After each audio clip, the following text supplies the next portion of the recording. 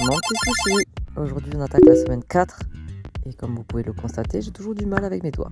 Pour cette semaine, je m'envole vers l'Alsace et j'en ai pour 14 heures de route. Donc bien évidemment, j'ai pas fait ça d'une traite, je l'ai fait sur au moins 4 jours. Comme d'hab, je vous ai vlogué tout ça. Sur ma route, j'ai croisé ce petit bourdon, le pauvre. Obligé, je me suis arrêtée pour pouvoir le laisser s'envoler parce que sinon, le pauvre, c'est avec une superbe dégaine de fifou que je me suis arrêtée pour boire un petit café ici et surtout faire le plein de Ginette. Et vraiment là-bas, la vendeuse était tellement adorable, elle a même offert un petit bonbon à ma fille. Après bien 8 heures de route, parce que Ginette porte bien son prénom, elle est vieille et très lente, on est arrivé sur notre premier spot.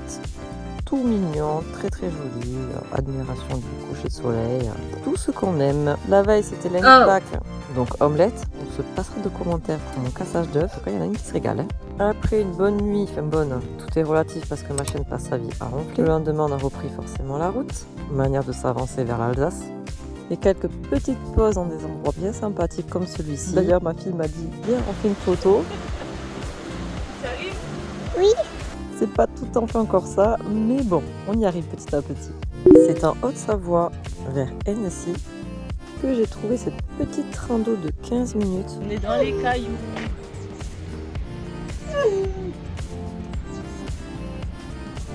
Avec des paysages à couper le souffle, que nous sommes arrivés à destination pour admirer cette incroyable cascade.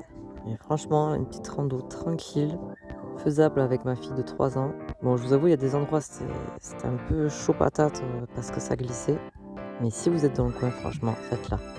Puis, on a repris la route. J'ai trouvé une petite pépite où dormir. Alors, spoil alerte, j'ai finalement dormi ailleurs, mais la vue était toujours aussi agréable. Le matin, je me suis encore tapé de la pluie, de la brume, tout ce que vous voulez. S'il te plaît, soleil, reviens. Je suis même prête à te payer, franchement. S'il te plaît, reviens, soleil.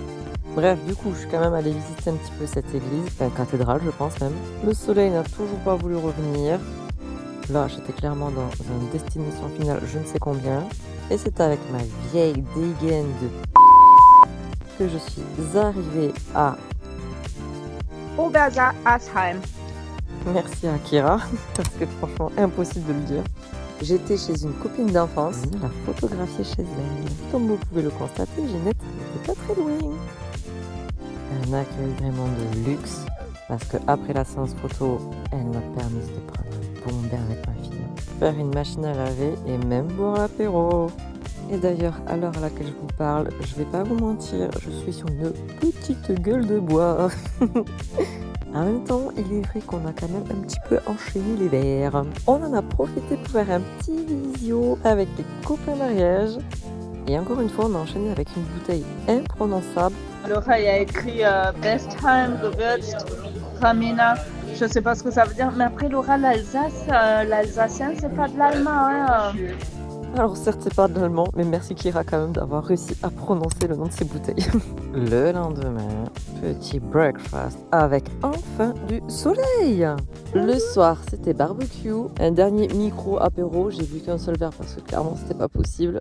Bérénice s'est tapé un méga coup de soleil. Regardez-moi ça, la pauvre.